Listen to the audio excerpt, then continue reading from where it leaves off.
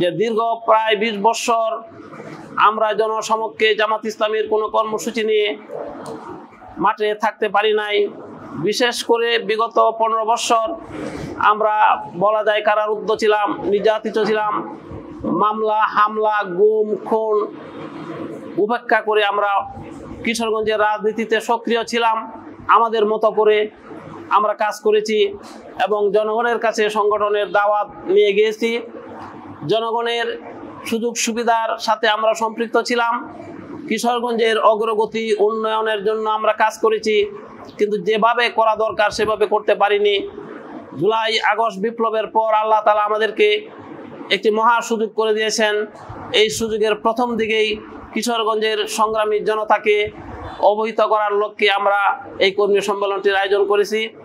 এই কর্মী সম্মেলনে লক্ষাধিক লোকের সমাবেশ হবে বলে আমরা আশা করছি। সারা জেলাব্যাপী দাওয়াতি কাজ হয়েছে এবং হচ্ছে, এবং আমাদের কর্মীদের মধ্যে একটা প্রাণচাঞ্চল্য সৃষ্টি হয়েছে।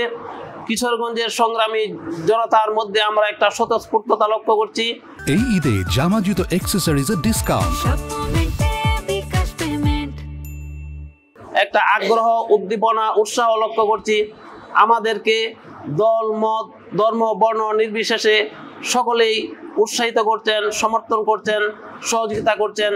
এই জন্য কিশোরগঞ্জের সর্বস্তরের জনতাকে আমার পক্ষ থেকে, কিশোরগঞ্জ জেলা জামাত ইসলামের পক্ষ থেকে অভিনন্দন এবং কৃতজ্ঞতা জানাচ্ছি।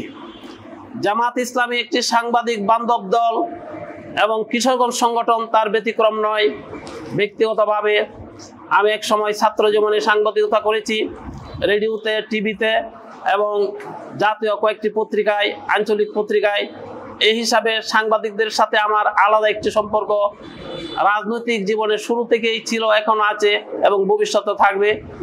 সাংবাদিকদের প্রমোট করার জন্য, সংবাদপত্রের উন্নয়নের জন্য স্থানীয় এবং জাতীয়ভাবে যারা কাজ করছেন তাদের সাথে আমি ব্যক্তিগতভাবে একজন সহযোদ্ধা এবং আমার সংগঠন কিশোরগঞ্জ জেলা শাখা এই সংগ্রামে সহযোদ্ধা হিসাবে কাজ করছি।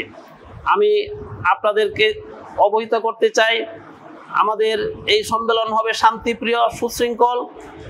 আমাদের নিজস্ব কর্মী বাহিনী নিরাপত্তার দায়িত্বে থাকবে। প্রশাসনের লোকদের সহযোগিতা আমরা পাচ্ছি, নিরাপত্তা বাহিনীর সহযোগিতা আমরা পাচ্ছি, অন্যান্য রাজনৈতিক দলের সহযোগিতা আমরা পাচ্ছি। আপনাদের সহযোগিতা তো আমরা আগেই পেয়েছি, এখনো পাচ্ছি।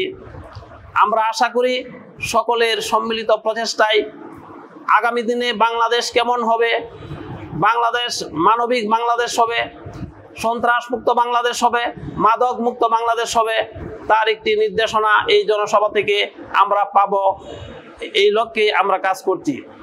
আমি মনে করি এই কাজে আপনারা হচ্ছেন আমাদের ঘনিষ্ঠ সহযোগী। আপনাদের সহযোগিতায় আমরা এই সম্মেলনের কাজটি ভালোভাবে শেষ করতে পারবো, এই ব্যাপারে আমরা আশাবাদী।